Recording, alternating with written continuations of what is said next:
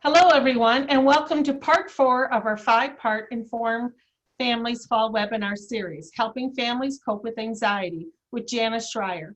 I am Judy Zabel, health educator at La Crosse County Health Department and member of LCPN, La Crosse County Prevention Network. I'll be your host today.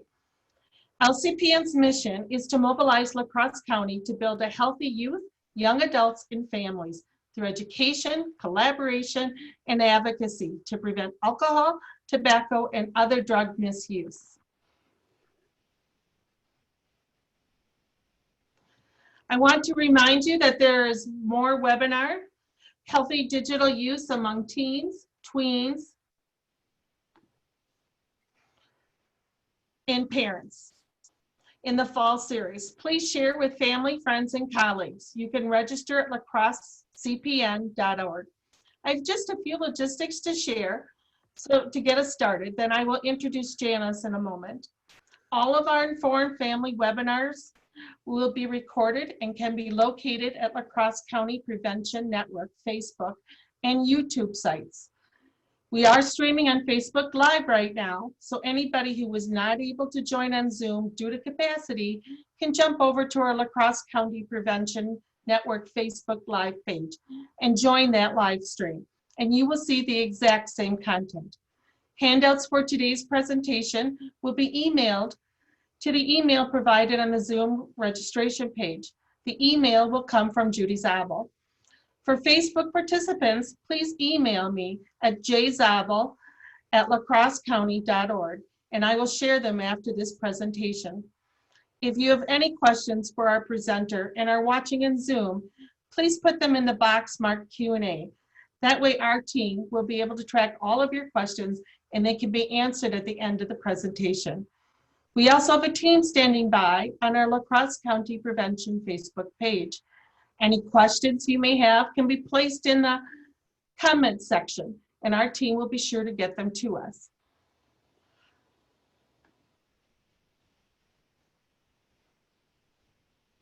And now I'd like to introduce our speaker for the day, Janice Schreier. Janice is a child and adolescent clinic therapist with Mayo Clinic La Crosse.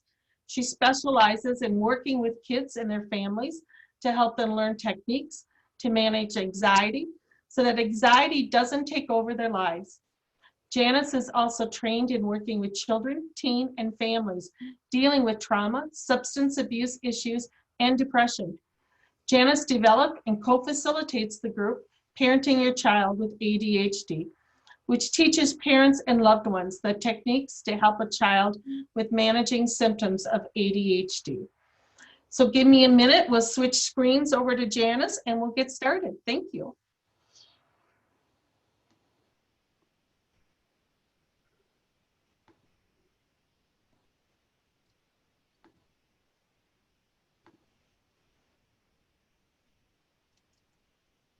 Okay, Janice, you can start sharing your screen. Okay.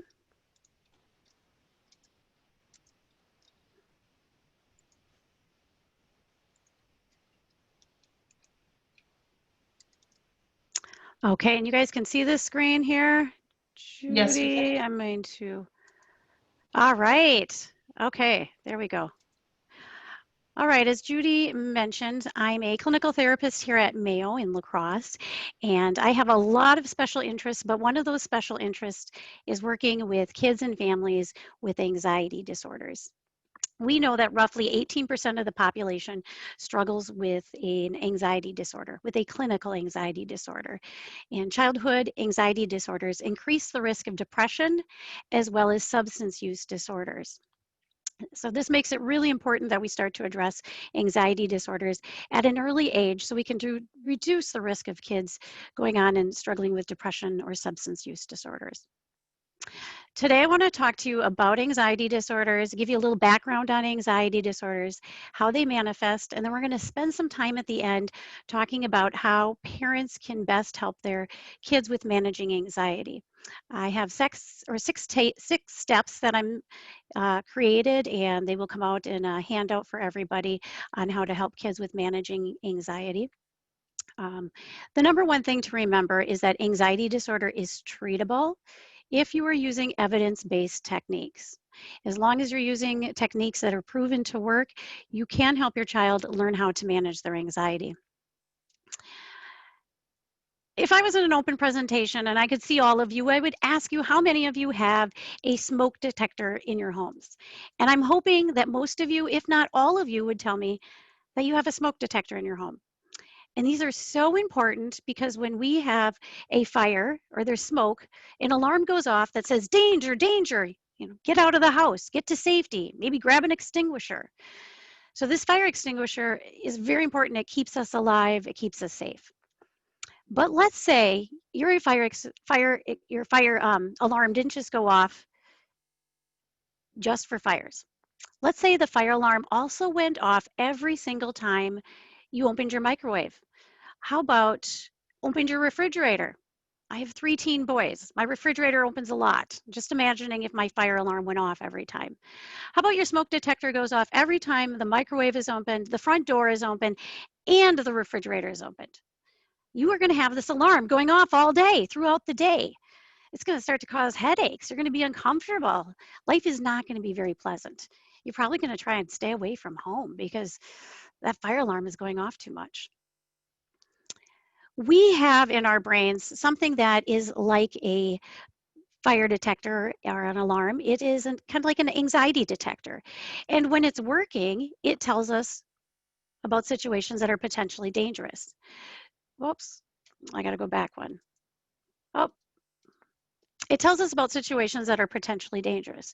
So if a child is walking and a white van pulls up and it's a guy with candy and a free puppy, I hope their anxiety detector tells them, danger, danger, run, get safety, right? Sometimes we need our anxiety detector to work to tell us when there is danger. We need it to tell us accurately when there is danger. But there are some kids whose anxiety goes off every time that they are, I don't know why this is moving, every time that they're called on in class, or if they're invited to a sleepover. Their anxiety detector could go off when they get their test back and it's less than an A minus. This means that the anxiety detector is not working properly. Our goal is never to get rid of anxiety. And I think that's important for everyone to understand is we don't want to get rid of anxiety. It's necessary in our world. During this time of COVID, our anxiety is up a little bit more. And that's important because then we put these things in place to keep us safe, like wearing masks, washing our hands, social distancing. So we don't want to rid ourselves of anxiety, but for some people, we need to turn it down. So just like I mentioned with this fire extinguisher, I don't want to get rid of the fire extinguisher. I need to know when there's fire in the house, but I don't need it to go off every single time somebody is opening a door. So with our kids, we want to work on reducing their anxiety, reducing that alarm state, and we want their anxiety alarm to tell us when there is danger. But we don't want it to tell us there is danger when there is no danger. Okay? Let's start with a couple of the anxiety disorders. So one of them would be phobias. This is probably the first one that you're going to see in kids around the ages of 6 to 7 years old. This is things like shots. How many of you have kids that need to get a shot and you see that full-blown phobia come out? Costume people, bridges, dogs, cats, different things like that can result in a phobia. When I was around this age, I developed a phobia of elevators. I would not ride in an elevator, any type of elevator. If somebody tried to get me near an elevator, my heart rate went up. I had a hard time breathing. I believed, 100% believed, if I got in an elevator, I would be trapped. How many people are going to get in an elevator if they tell you, if you get in, you're going to be trapped in there for an indeterminate amount of time? None of us, right? So my belief system was I would be trapped in an elevator. So my brain said, at all costs, don't get in an elevator. Throughout childhood, I could tell you anywhere where the steps were. Any building, I would be like, I am going to find those steps because I am not taking an elevator. So a phobia will start to cause you to avoid things. And for me, it was I was avoiding, places like places that had elevators, or I was taking steps up to get to places. So it became a phobia instead of something I didn't like. It was more than that. It was an actual phobia. Separation anxiety. This is average age of onset is around 7 to 8 years old. These are the kids that have a hard time going to sleepovers. First day of school is very hard for these kids because they have to be separated from their parent, their guardian, whoever they determine is their safe people. Sometimes it's a sibling, usually a parent, usually a mother. It can be a father, a grandparent, best friend, sibling. Um, these kids feel best when they are near their safe person. Their anxiety goes off and says, you are not safe unless you are with your safe person. So going to school makes them feel like they're in a dangerous situation because their safe person isn't there to help them feel secure. These are the kids that you try to drop them off at dance class and they're not able to stay by themselves because they're worried that you're not going to pick them up. Um, these are the kids that really believe that you're just going to forget to pick them up or decide not to pick them up. In their brain, this is a very dangerous situation. So separation anxiety is very common in these younger years. Social anxiety, average age of onset is around 11 to 13 years old. This is the kid that does not want to be the center of attention. Giving presentations, speeches, getting called on in class, ordering for himself in a restaurant, or maybe checking himself in to see me for an appointment would cause great anxiety. These are the kids that are not raising their hands in class. If they're called on in school, they might say, I don't know, right? They maybe try to look like, they're not going to wear bright colors, I guess you could say. They might try to keep themselves hidden in some ways. These are the kids that do tend to be a little less assertive. They tend to go with the flow. They're not going to disagree with their friends. They're going to be, yes, that sounds good. I don't care. It's fine, because they don't want to be noticeable to anyone. What concerns me about this group of kids with social anxiety and lack of assertiveness is that they are at much more risk for using drugs and alcohol. These kids have a harder time being assertive and staying out of situations, not just drugs and alcohol, but other situations too. So when I'm working with kids with social anxiety, one of the top things I do work on is assertiveness skills and working on that. Assertiveness is tough for a lot of people, but especially hard for kids with anxiety disorders. Generalized anxiety disorder. This is probably my favorite anxiety disorder, and it is the most common of the anxiety disorders.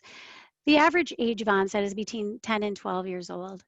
This is an excessive fear of making mistakes or the desire to be perfect in appearance and work projects. I call it the what if anxiety disorder. I want to give you an example of a what if anxiety. This is a common thing that happens in my office. I'll have a kid that came in and I'll say, so you're nervous about your grades and you're getting all A's. Okay, you're nervous about your grades. What if you don't? Okay, and I might say, well, what if you get a C on the test? That's your worry. What if I get a C on the test? And a typical response for a kid might be this. Well, if I get a C on a test, that is like failing the semester. If I fail the semester, then I don't pass the class. And if I don't pass the class, I'll fail 10th grade. If I fail 10th grade, then I'll fail high school. And if I fail high school, I can't go to college. And if I can't go to college, I can't be a teacher. And I'll have to work at a current job forever and live with my parents forever in my basement. No one will ever love me. It's terrible. Because I got a C on my test. So it becomes this whirlwind sometimes it sounds crazy when you stop and think about it, but it's the what if, and it keeps going down and down and down to something pretty catastrophic, right? Very pressured. Um, these people, these kids, these adults, they tend to be perfectionists. I think of these people as having high expectations of themselves and what their passion. So if I have high expectations I have a kid that he wants to be really good in basketball. It's important to him. And here's perfection. If he reaches here, that's failure to him. Most of us, we reach here and we're like, good job. Hey, you're doing really good. You're reaching right there. Nope. For somebody with GAD, they feel like I have to be perfect in my passions and what I do. Otherwise, I'm failing. And that makes it a really hard thing. These tend to be very empathetic, very nice, compassionate people. I don't know how many people know Brick from the middle, but he's one of my favorite characters. And he's somebody I think I would definitely diagnose with an anxiety disorder. And I see him as having generalized anxiety disorder. We're going to try and show a video clip. It didn't work earlier to show this, so I'm going to try it. It's only maybe 30 seconds. If nothing else, I'm hoping you can at least hear the video. But it's an example of GAD.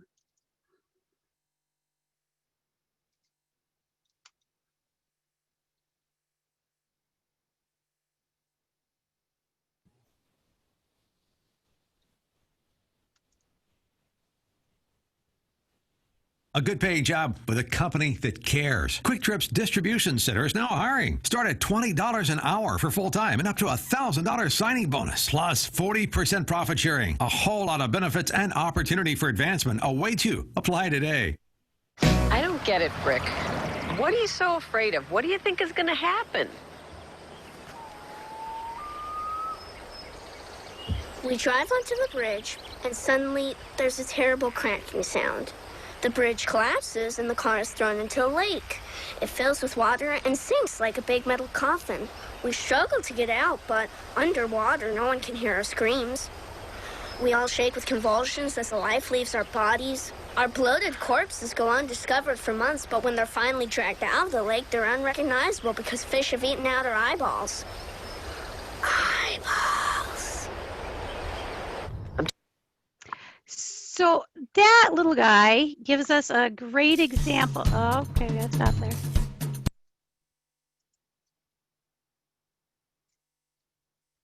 I'm gonna bring us back to our PowerPoint here. Okay, that little guy, Brick, gives us a really good example of GAD.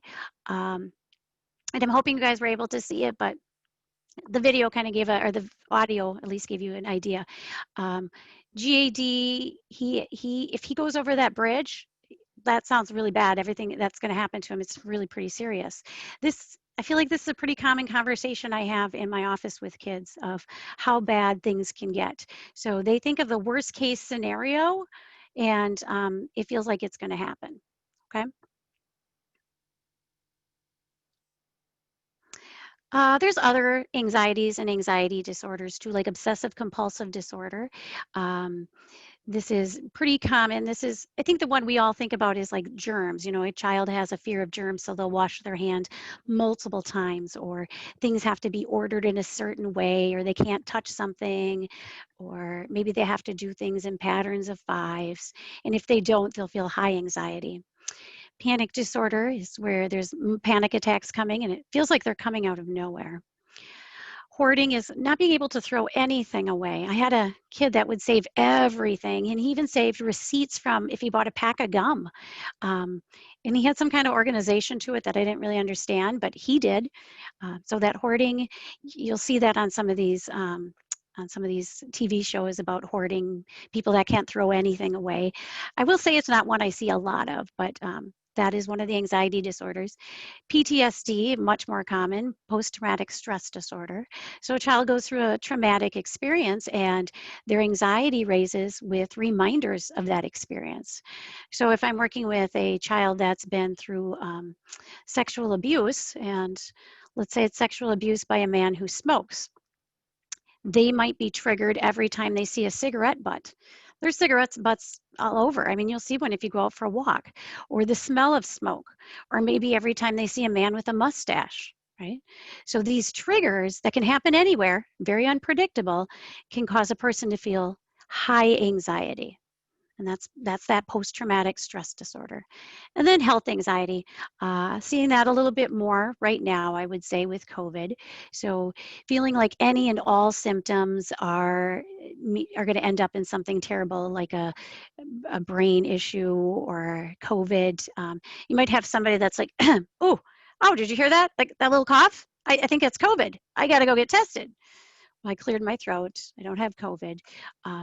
You will see people feeling much more sensitive about symptoms, and people do need to get checked out if they have symptoms. But you'll have people that don't really have symptoms, but they'll think maybe it's COVID. You know, I just like this and itched my nose. Maybe my nose was actually needed to sneeze, so maybe I have symptoms. So health anxiety is having a high amount of anxiety, worrying about potential health conditions. So let's go into, what does anxiety look like in a child? There's some warning signs of significant anxiety in kids and teens. First of all, the what if questions. If you're getting a lot of what if questions, well, what if I go to school today and my temperature is 99.5? You know, they're asking that a lot. If they're asking that more than once, frequently, they might be having some anxiety about COVID, right? What if I fail this test? What if the teacher calls on me in class and I get the answer wrong? So what if questions are kind of like a little sign that you want to start watching for some anxiety. Avoidance, when kids start avoiding things. I have a number of kids that I ask them when I do a whole assessment about anxiety disorder. I might ask somebody, okay, how do you feel about riding a bike? I have a lot of kids that'll say, oh, I never wanted to learn to ride a bike. No, I don't ride a bike. Oh, you're 14, you've never rode a bike. Okay. No, I just never wanted to. No, I don't want to do that. But when I ask them to rate the anxiety on it, it's high. They have high anxiety. So their anxiety caused them to avoid riding a bike. But people have good skills, so they don't go walking around and saying, no, I'm scared of riding a bike, so I don't want to learn. Because what would happen? People would nag you and say, it's okay, you can learn, it's fine, lecture, lecture, lecture. Instead, we just say, I don't want to do that. I just never learned. I just never wanted to ride a bike. You know, why would I do that? So avoidance of situations, avoiding checking in or ordering for themselves in restaurants. I did this with my elevator phobia. I avoided elevators at all costs. I still remember saying to my family, no, it's, you know what, it's better for me if I take the steps. You know, it's better exercise. You know, in your teen years, you start to get focused on getting good exercise, right? I'm going to just take the steps. And I remember even saying things like, oh, everybody should take the steps. Nobody should take elevators unless they really need to. We need to save the elevators for people who need it. So I was good. I was good at avoiding the elevators, and I was also good at cluing people in that I had such a fear of elevators. I don't think my family and friends, well, one of my parents knew. I don't know about my friends. Saying I don't want to do that, or I don't feel like it. Sometimes it really don't want to, or you don't feel like it. I give kids the example of porta potties. I do not want to use a porta potty. I do not like porta potties, but I don't have a fear of them, right? I do have a fear of jumping out of an airplane, right? That is a fear where sometimes there's things we just don't want to do, and there's a difference. The excessive need for reassurance. So if you have kids that are always asking, does this look okay? Are you sure I look okay? Are you sure I'm not fat? Are you sure?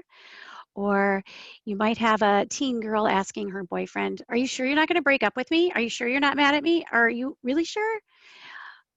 The excessive need for reassurance is a very strong sign that somebody has anxiety about the specific situation they're asking for reassurance.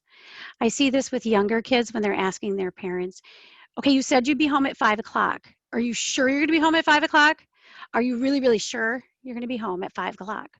They need a lot of reassurance that everything is going to be okay, except for we can't always tell people if something is going to be okay. Excessive physical complaints like stomach aches, headaches, might have shoulder pain, but just saying, I feel sick a lot. Sleep disturbances. A lot of times we can avoid thinking about anxiety or some anxiety situations until we get to bed at night. Go to bed and then we're sitting there looking at the ceiling and we start thinking about all the things that make us nervous. So you will see kids that have a little bit more hard time falling asleep at night because their anxiety is up and they're thinking and they're worrying about everything. So that's one of the first things we look at as how is the sleep. Perfectionism. It's the one you'll see with that generalized anxiety disorder. We want everything to be perfect, right? We want things to look good. And I should say not every child with GAD or generalized anxiety disorder has perfectionism, but it is one of the symptoms. Excessive absences from school. If you're seeing somebody calling in sick a lot, one thing to look at is it could potentially be anxiety. It's hard for kids that have social anxiety to go to school, especially if there's a fear of, I'm going to get called on or I have a presentation. Gym class can be very hard for kids with social anxiety. So it's gym day. I'm not feeling well. I think I'll just stay home sick today. Difficulties with concentration and attention.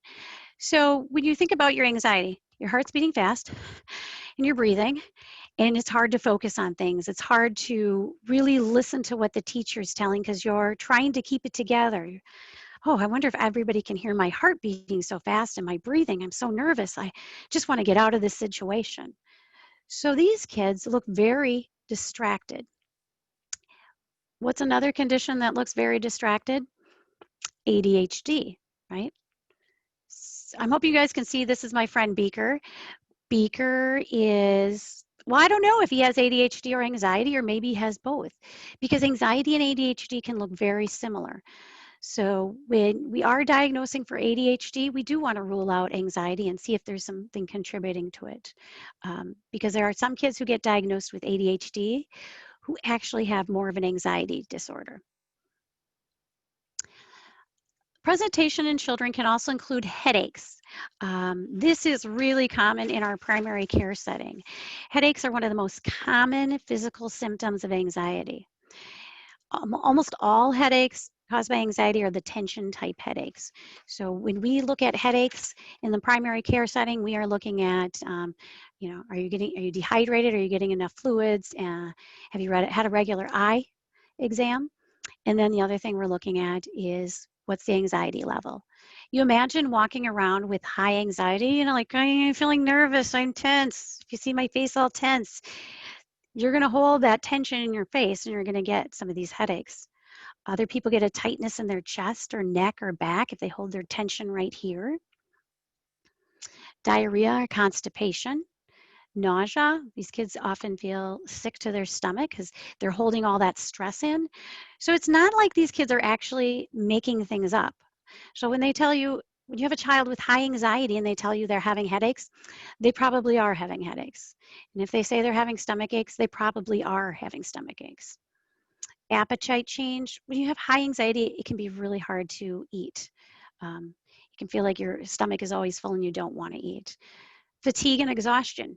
Imagine walking around all day long with your heart beating fast and you're nervous and the teacher might call on you in class and somebody might ask you to sleep over and there's a lot of pressure. Oh my goodness, I'm feeling uncomfortable. It's like running a marathon on some days for these kids. At the end of the day, they are exhausted. One of the most consistently reported and debilitating symptoms in anxious children is abdominal pain. So watching with these headaches and stomach aches as two of the big things we see in the primary care setting. All right, now we're at that point. We're gonna learn how to help kids learn how to face their fears. This is really important to know. A lot of times people will bring kids in to their doctor and want their child to get fixed and think maybe a doctor can help them fix their anxiety, maybe a psychiatrist, maybe it should be a therapist, a psychologist. And actually the best person for helping kids with facing their fears and fixing their anxiety is the parent or the guardian Teachers, I have worked with some excellent teachers that have done so much good work with the kids I work with. Coaches, it's the people that the child is around the most can be the most influential in helping a child face their fears and manage anxiety. So we're going to learn that today. So step one, have an open discussion about anxiety with kids. Teach kids about how anxiety affects them. I, as a child, did not know that a phobia of elevators was, I think I maybe thought everybody had a fear of elevators. I don't know. I didn't really think anything of it. I didn't really think anything of like your heart beating fast and it's hard to breathe. When we talk to kids about anxiety, I like to ask them like, what does it feel like? What does those worried feelings feel like? They might say, oh, it's so loud. My heart is so loud, I think everybody can hear it. Or it's hard to breathe. I feel like I can't get air. Some kids feel like crying. Big thing is they feel like I want to get out of the situation. So we want to be really open in talking about anxiety, because if we make it something that we can't talk about, then they're not going to talk about it. With some kids, I might even talk to them about famous people that have anxiety. Adele, I am a big fan of Adele, the singer. She actually has social anxiety, has treated it using this method, exposure therapy, and manages her anxiety very well. It hasn't limited her life. So if I have a child that's interested in singing, I might talk to them about Adele as one of those people that has an anxiety disorder and has managed it. So there's a lot of other people too. So making and normalizing anxiety as much as we can is important for kids too. What does it feel like in the body? We also want to talk about how is it useful and when is it too much. So I have a son that just took up, two sons actually, two boys that took up skateboarding, and they're learning to do all these tricks, and their anxiety goes up a little bit when they're trying to do an ollie. I think I said that right. That's normal anxiety. You should feel a little bit nervous. You're trying something different and you could get injured. Let's be a little careful. So that's useful. Your anxiety makes you careful. You have a big test coming up tomorrow. Maybe you feel a little bit anxious. That's okay. Or a presentation. It's okay to feel a little bit. A little bit of anxiety is going to make you a little bit more aware. When is it too much? It's too much when you are avoiding situations, when you're not going to school, when you're not able to do the things that you want to do, when you're not able to ride a bike and your friends are all riding a bike, when you're having headaches every day, when you're having stomach aches every day. These are times when anxiety is too much. I also like to ask the magic wand questions. I ask every kid I see, what would you do if I had a magic wand and could take your anxiety away? I lost part of the sentence. I love the things that kids come up with. Some of them tell me they would join a sports team. Some tell me they would join show choir. I've had a number of kids just say, I would talk to more kids. I would have more friends. I would go to a sleepover. Whatever they tell me becomes the goal. So if a kid tells me, if I had a magic wand and could take my anxiety and reduce it, I would go to a sleepover. That then becomes my goal. I am going to help that kid reduce their anxiety enough so that they get to that sleepover. There's the rest of that sentence. And how is that anxiety holding you back? So asking kids so that they can see, wow, wait, so your anxiety is not allowing you to have a sleepover. You want to go to sleepover, but your anxiety is so bad you can't. Okay, we gotta do something about this. Step 2, we want to identify specific situations. What situations cause your child to feel anxiety? What are some potential triggers at home that could increase anxiety? Things like every time I have to go to bed at night, I get really, really anxious because I have to turn off all the lights and I think there's a monster in my closet. I have a lot of kids that have anxiety about sleeping in their own bed, in their own room at night. So if that's a potential trigger, we need to know so that we can address this. So we want to find out at home what's making you nervous. Maybe every time my mom leaves me home alone so that she can go to the grocery store. I am so nervous when I have to stay home for an hour by myself. Okay, that's good to know. We need to work on that anxiety. What are potential triggers at school that could increase anxiety? Maybe it's getting called on in class. Maybe it's phy ed. Maybe it's when I have to be a part of a group. We want to find out the specific things. And with kids, it's better if you can ask specific questions because sometimes they need those prompts. I also ask about other activities, situations, or specific people that could trigger anxiety. So if you're a child in my office and you're in basketball, I might ask, how do you feel when you're on the court? There's a game and all the parents are yelling. How do you feel? How do you feel when you're at practice? How do you feel when you just shot a basket and you missed? So I'm going to ask specific things so we can really hone in and figure out where that anxiety is. This is a scale I created years ago to help kids with, it helped me kind of figure out where anxiety is. It helps me describe anxiety. So if you look at the 0, this is a totally relaxed cat. Your whole body is relaxed, okay? Your muscles are relaxed, you're feeling good. If you feel your body, you feel your hands, they're really warm and comfortable. The second one is a cat that's a little nervous. Like, what was that? Did you see that? What was that? I heard something. I'm feeling a little uncomfortable. My senses are really aware. I can hear things, smell. So it's useful at times, right, to have some of that anxiety. And then a 10 is where I'm like, oh my gosh, I feel like crying. Get me out of this situation. Where's safety? I don't like this. I feel really, really scared. I feel really, really uncomfortable. And this is the point where kids are probably having close to a panic attack. They just want to get to their safety. If you look at this top cat, he looks anxious, but he also looks kind of mad. And anxiety at a 10 level can make a child look naughty. It isn't always, a child with anxiety doesn't always look like they are having anxiety. Sometimes they could look like they're being naughty. You might see, I had a 6-year-old that would have meltdowns every time they went to school. They were starting kindergarten, and she would have meltdowns after being dropped off, huge meltdowns. And, looks like, look at this naughty kid having meltdowns in the playground. Everybody can see.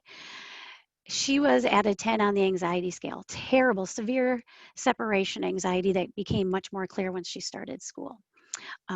So she wasn't being naughty. She was reacting to the feelings inside of that high anxiety, and her brain was saying, get me out of this situation. I give it an example of a 10 might be if I'm sitting here talking to you, okay, we're having a nice conversation, and let's say a bear walked into my office, okay? I'm going to get up and I'm going to start yelling and screaming and throwing things. You guys can't see the bear, so you're just like, well, that's a little extreme. Why is she so upset and angry? But if you can see what's scaring me, then you go, oh, now I get it. She's not really scared or mad. She's scared. That's the same with kids. So it's trying to decide, is this anxiety? Is it anger? Which one is it? So when I ask kids to rate the situations at home, such as going to bed at night, I'll have them rated on a scale. I don't know what they would put. I can never predict what a person's going to put for sleeping in your own bed at night. I know for me, I would have put a 10 for an elevator, getting on an elevator. But I ask kids to rate all kinds of situations so we can see where their anxiety is laying. If we look at that 5 to 10 range, we know that if kids are spending a lot of time in that area of a 5 to 10, they're probably having headaches and stomach aches. There's not very many kids that I see that aren't having stomach aches and headaches if they have a number of situations in the 5 to 10 range. So this is what I call my anxiety scale. And it's kind of nice for helping kids with rating their anxiety. You can find all kinds of different anxiety scales online. I have made lots of different ones over the years, and this has been the one that's been most accurate for me that kids can really identify for rating their anxiety. So we're going to look at detective thinking. I tell kids when we're talking about your anxiety, we also got to be a little bit of a detective, like really, really challenge some things. So we want to identify the worried thoughts. How likely is it to happen? And what's the worst thing that could happen? How likely is it that you are going to get trapped in an elevator? At the 6 or 7 years age, I would have said 100% chance. What's the worst thing that could happen? I get stuck in there for like hours and nobody would ever know that I was in there. So we want to identify that, okay? Okay, that's your thought, okay. We want to gather as many clues as possible. Okay, Janice, how many times have you been stuck in an elevator? Well, 0. I mean, in my past, I have rode some elevators. I've never been stuck in one. And that's a good point. Maybe I would, let's look up information. How often do people get stuck in elevators? I really don't know. We want to gather those clues and kind of figure out, okay, okay, well, let's look at the elevator. Oh, there's a phone. Oh, and the phone works. So if you got stuck in there, would you really be stuck in there for hours? Well, I mean, I've never looked in an elevator. I guess, yeah, that's cool that there's a phone. I guess I could call somebody for help if I got stuck in one. I mean, that's a good point. Okay. And then we want to perform experiments or exposures. And that's what we're going to talk about, okay? So exposure therapy. Exposure therapy says we do things repeatedly until our anxiety goes down.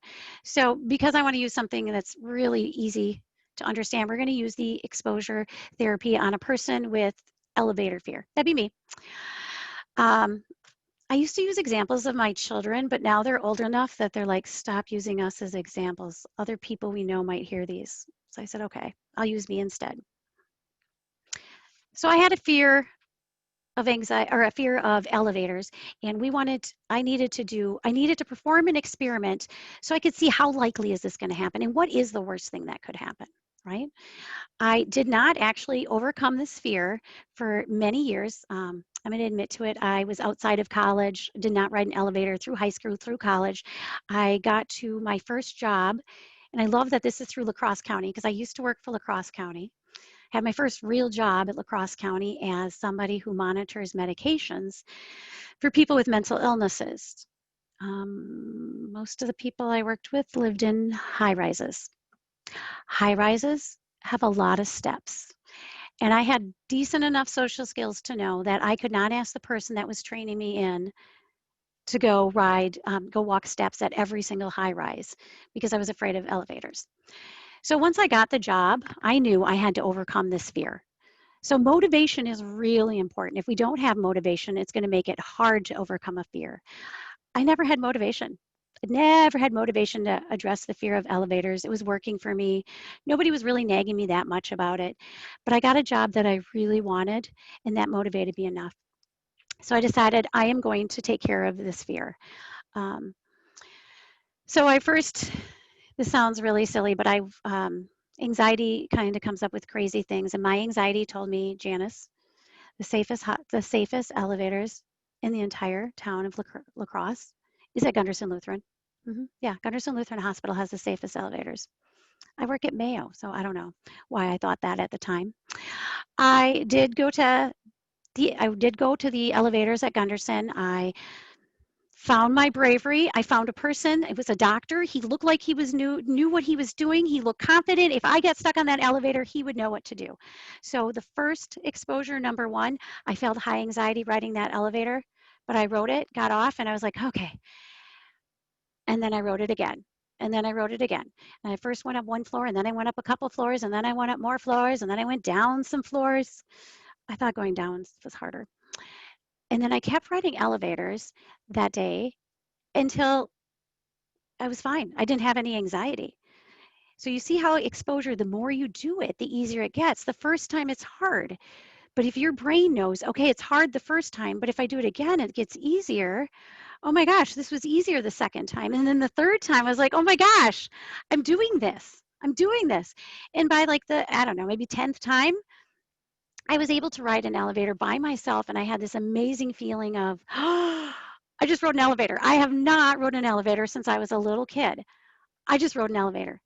I wanted to go out and high five everybody, but unfortunately I had not told anybody I was afraid of it, so I couldn't. So exposure is basically doing something over and over. It is this part of identifying your worry. How likely is it for me to get trapped in an elevator? I said 100%. Okay, well, you got in an elevator. How many times out of 10 did you get trapped? 0. Okay, that doesn't sound like 100%. And what's the worst thing if you did? I mean, I was in the elevator like 10 times and I did see there's like, I mean, that there is a phone, and I did notice there's a call light too, like an alarm button. Oh, and I think people would notice because that elevator's in use a lot. So somebody's going to notice. So I gathered clues by riding that elevator again and again. And that showed me that maybe my fear wasn't really relevant. So we want to do these exposures again and again. And to do it right, we have to do it deliberately and in a gradual and controlled manner. So sending a child who is afraid of swimming and picking them up and throwing them in the water, their brain is going to say, told you that was dangerous. You shouldn't have done it. I'm never going back by the water again. Instead, we want to start with water going up to our ankles and to our knees and then to our waist, and we're going to go it nice and slow. We do this because facing fears increases confidence. I felt amazing when I could ride an elevator. I felt great. When I work with kids and they are able to check in at the front desk by themselves for the first time, you know, you're like 17 years old and you're checking in at the front desk for the first time and you're high-fiving me. That's great. It's an amazing feeling. The first time you're able to go to school and raise your hand, the first time you're able to actually apply and interview for a job. These are really great things when you overcome a fear. The reason we do exposure is it gives kids a chance to disprove those scary predictions. It wasn't as bad as I thought. Like riding an elevator, it's really not that big of a deal. It also decreases anxiety in the long run. It makes your anxiety go down. I did not have the motivation, and so I didn't address it until later in life. For some kids, we need to come up with rewards and incentives to increase that motivation. This is my motivation chart, and I love how honest kids are pretty good at this. I'll ask them, so, you know, very neutral question, how motivated are you to work on sleeping in your own bed at night by yourself? If they're at a 0, 1, or 2, we got to come up with some kind of motivation chart to start working on this. I also have kids that are like, I really want to do this because my mom said I can't go to a sleepover until I can do it. Great. If your motivation is on the high end, I'm not going to set up a motivation chart or a reward chart for you. I don't tell this to kids, of course, but it's something we, as parents and as a therapist, it's kind of good to know where your child's motivation is on something, because we need to have some motivation, and that can be internal motivation. I really want to do this, and it can be, I don't really want to do it, but I guess I'm going to earn stuff to do it, so I guess I'll try it. It's how a lot of us probably potty trained our children, was using some external motivation. I want to give you guys an example of somebody. This is not somebody I work with. This is an example of what social anxiety might look like when I'm working with a teen. So I have this kid, Rob. I don't know Rob, but I would ask Rob, so why don't you tell me about some of your things, some of the things that make you nervous? And if you see on the scale, emailing or texting are easy for him. He says that calling someone on the phone is a little harder. Eating in front of people might be hard. Saying hi to people. We keep looking up. Some of these are really hard situations. We are going to try and see if we can do this. At least you guys can hear it. I'm hoping you can see the video on Rob talking about his anxiety.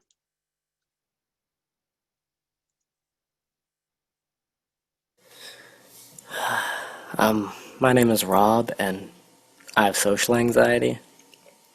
I get so nervous talking to people I don't know. I just don't know what to say. My mind goes blank, and stupid stuff just comes out. Lately, I've been skipping school because I worry that a teacher will ask me a question, and I won't know the answer, and then everyone will think I'm stupid. I do have a few friends, and I guess I feel okay around them, but I ditch if they invite anyone I don't know. And I can't talk to girls. I mean, why should I even try? They're not gonna like me anyway, right? So, now I'm stuck trying to figure out how to deal with this. All right. So that's Rob talking about some of his anxiety. And now we're going to have Rob. So I would ask Rob, I showed him the scale, and I would say, Rob, I need you to pick one thing off this scale. for you that we can work on for an exposure activity. Because Rob and I are a team. I'm not going to make him do something. I'm not going to say, I want you to order in a restaurant. I'm going to have you practice that. No, I'm going to ask Rob. I'm going to say, Rob, what do you want to do? He's going to say, I kind of want to do saying hi to people. I think I can do that. So I want to practice saying hi to people. I'll say, okay, let's do an exposure. Hey, it's me, Rob. So, I've had social anxiety for quite a while now. Since I started high school, it's just got worse. There's just so many people. I'm not really good at making friends. I just don't know what to say. I hate feeling this way. So, I found a website and it says that I have to start doing things that I've been avoiding. So, I made a list of things that make me anxious, like saying hi to people, looking people in the eye, and answering questions in class. I can't even imagine doing that one. I'm just gonna do the easiest over and over until it doesn't feel like such a big deal. Right now I'm in study block, so I'm gonna say hi to the first person that comes in. Honestly, I'm freaking out a little here. Hey, someone's here. Hey!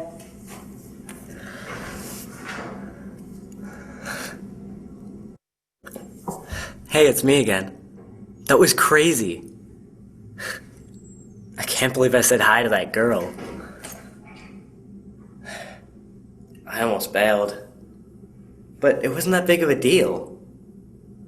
So, my plan is to try and say hi to a few more people today. I know it'll get easier the more I do it. So, I have English next, so maybe I'll try to say hi to maybe Karen. She sits next to me. Wow, I can't believe I did it. Okay, gotta go.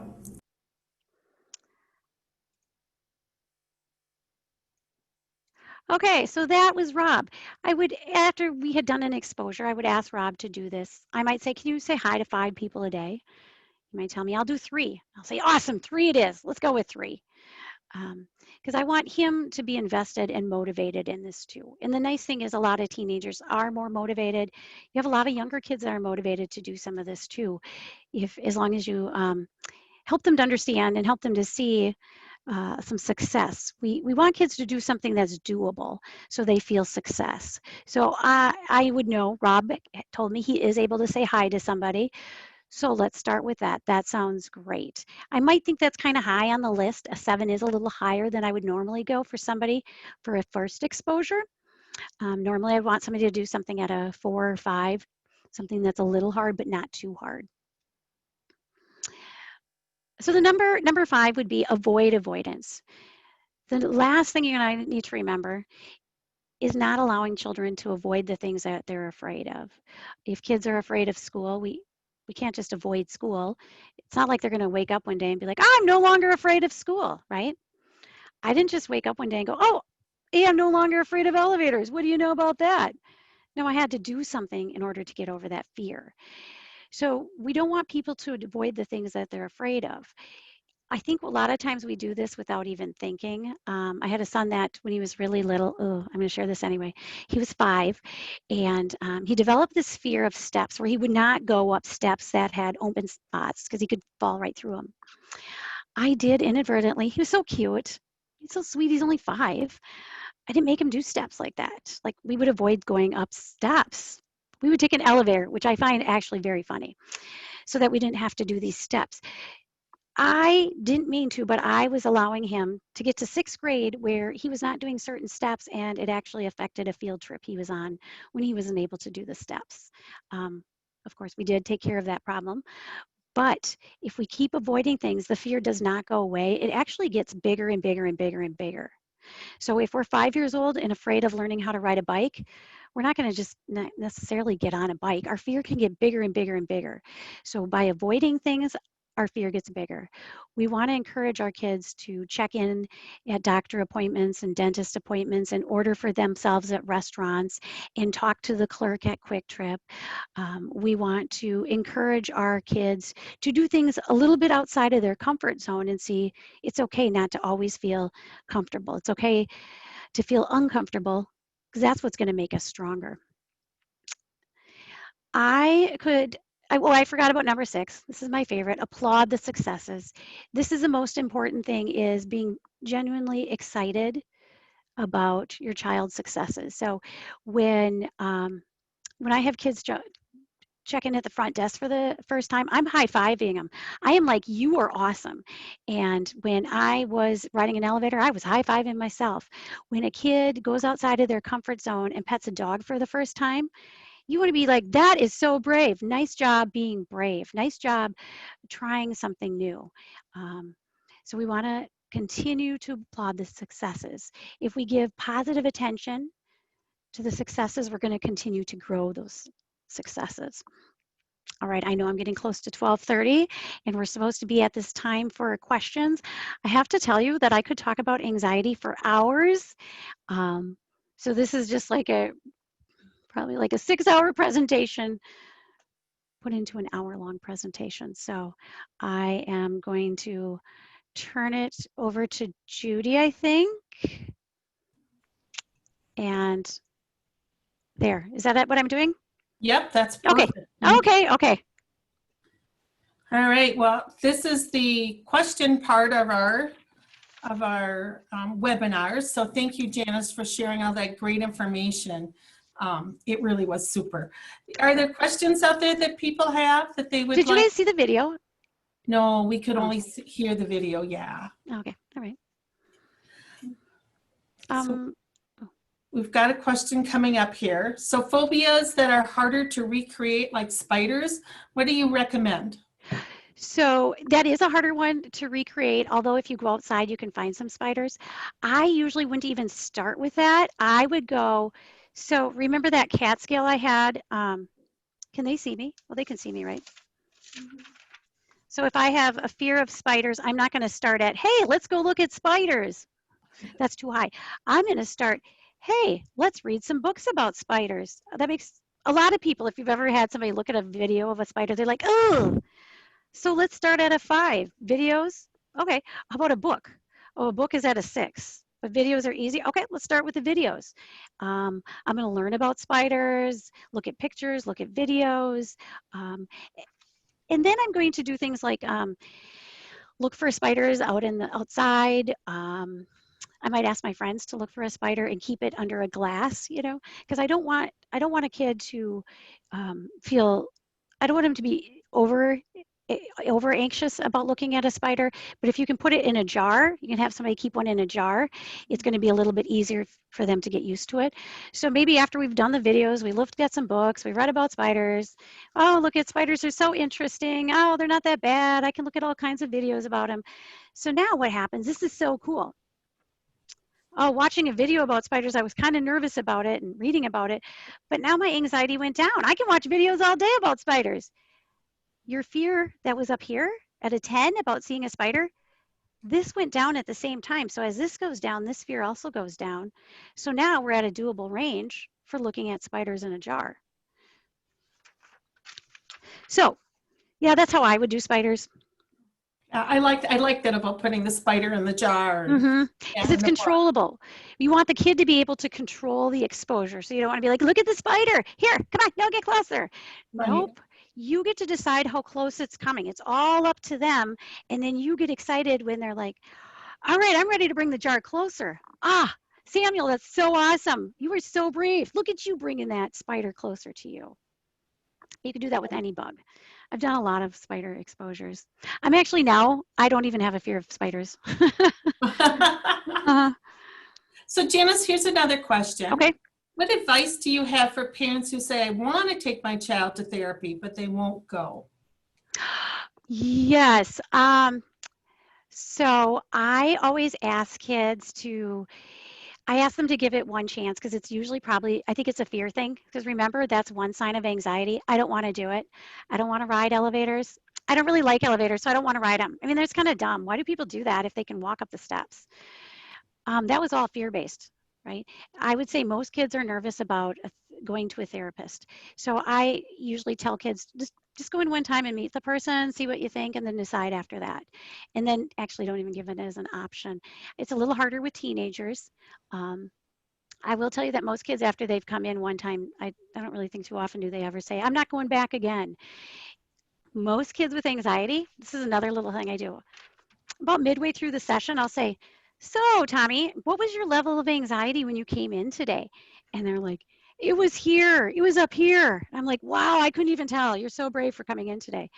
And then I'll ask them, okay, now what it is, we're almost done with the session. And they'll be able to see it here. And that's their first exposure kids will have is when they come in, it's high anxiety and they see that it goes down. So making it more of a, we're just going to go meet this person and then kind of let's decide from there. What medication is appropriate for anxiety in a teen? Or when is it appropriate? Oh, when? I'm like, because I actually can't answer that, but I can tell you there are medications that are helpful. When is it? You know, exposure-based therapy is actually the #1 treatment for anxiety disorders, because once you reduce that anxiety, it's gone for good. I'm not going to develop a fear of elevators later on. It's gone. So that's why we want to do, with any anxiety disorders, exposure therapy. I see the, usually it's an antidepressant they'll be put on.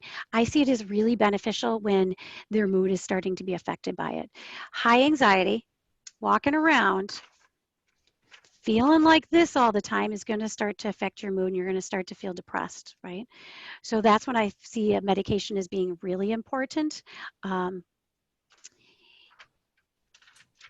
Low energy, you know, when they're like, oh, I know I need to start doing these exposures, but everything is just so hard. That's when I would say getting evaluated by one of your primary care physician can do this to start an antidepressant. Are there other questions out there?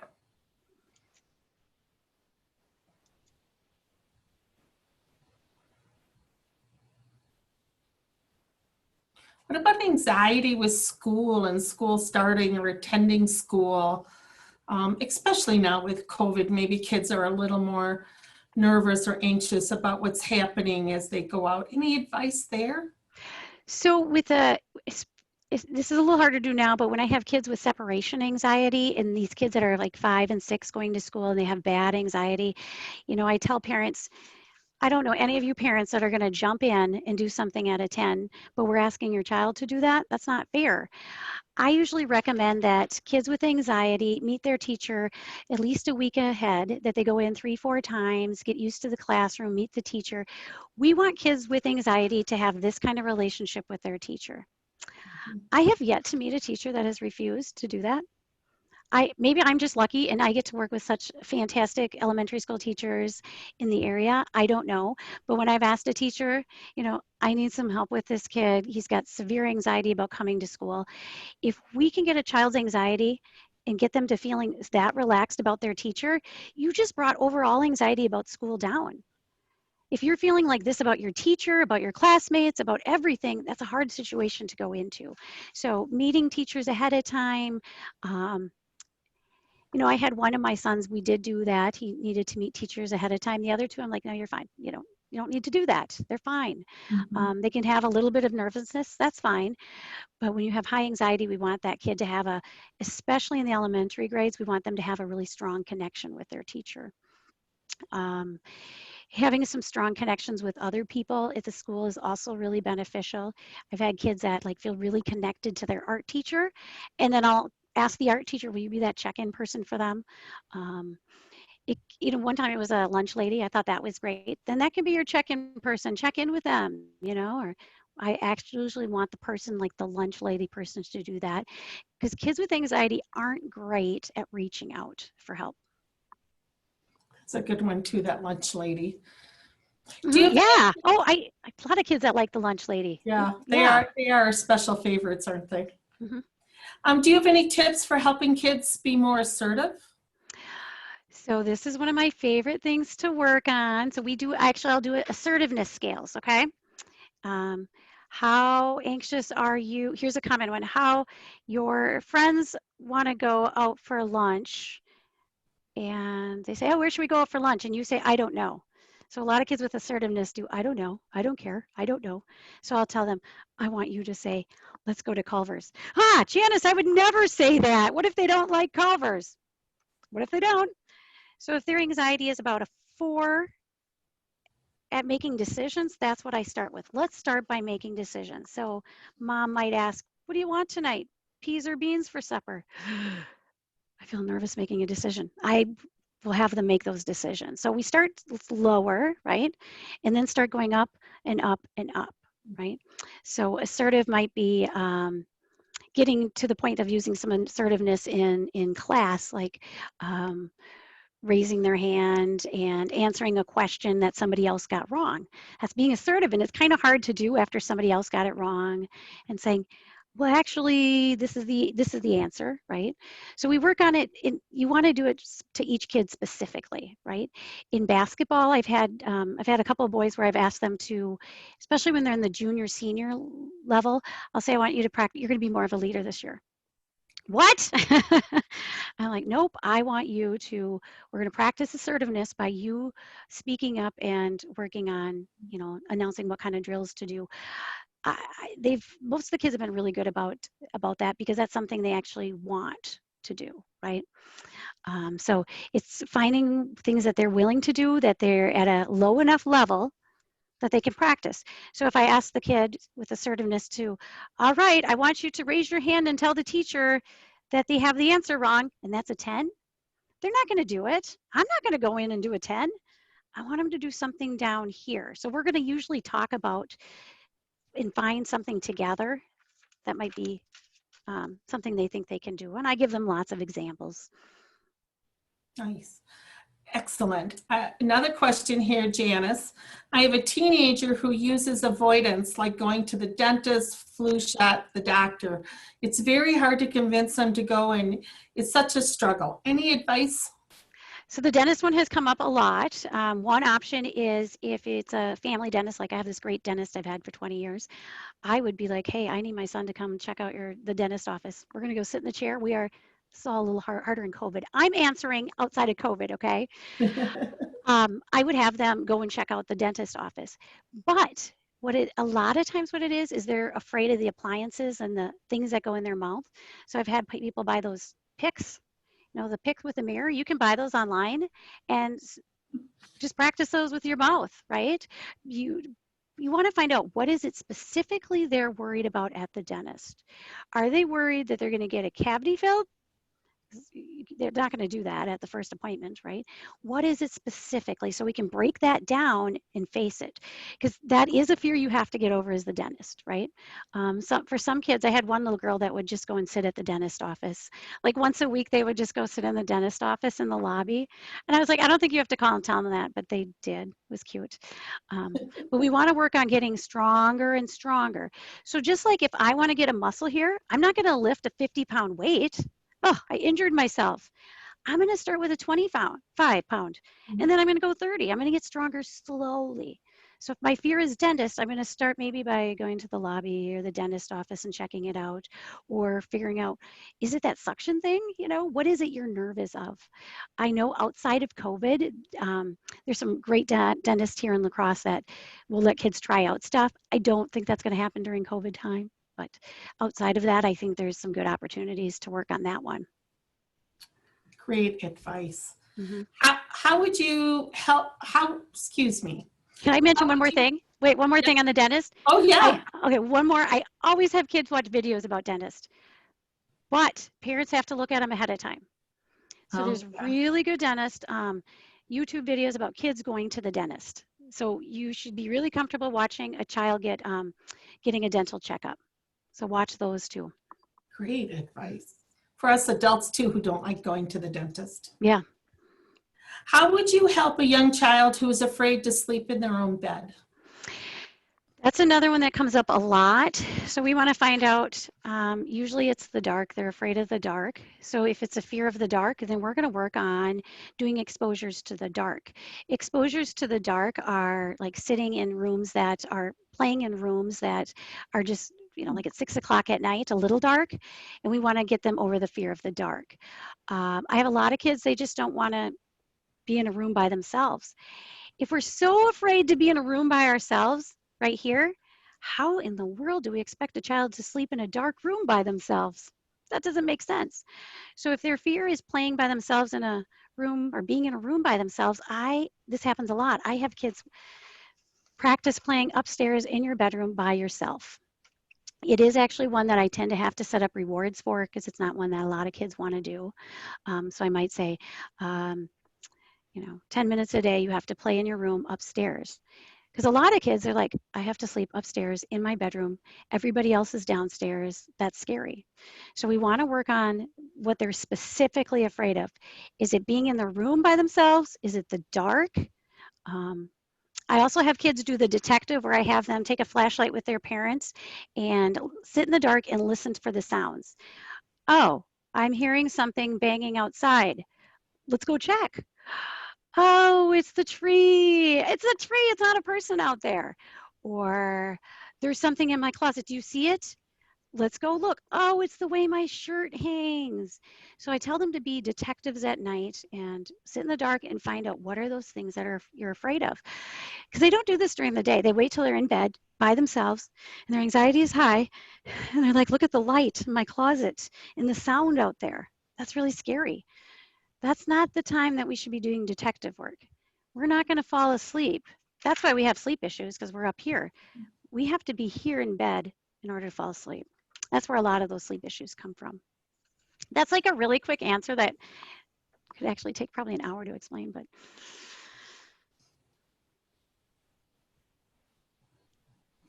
Last opportunity for questions. Those are really good questions. They are good questions.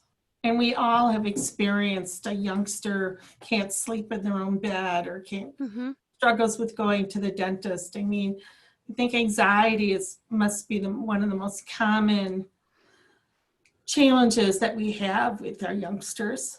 Right, yeah. Well, it doesn't look like there are any more questions at this time. So, great opportunity to get some feedback. But again, no more questions. So Janice, I'm going to thank you so much. Thank you for sharing your knowledge, your passion, your time. And I just think your passion for helping families to deal with anxiety and to be healthier families. Just appreciate you so much. Yeah. Thanks for having me. I appreciate it. It was fun. And want to thank everyone for being part of our 4th Informed Family Fall Webinar Series. Please note the upcoming webinar and share with family and friends and register at lacrossecountypreventionnetwork.org. Thank you, everyone. Okay, so.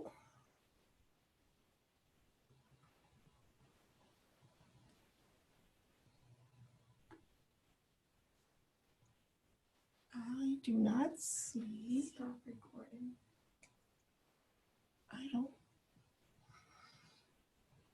Got it.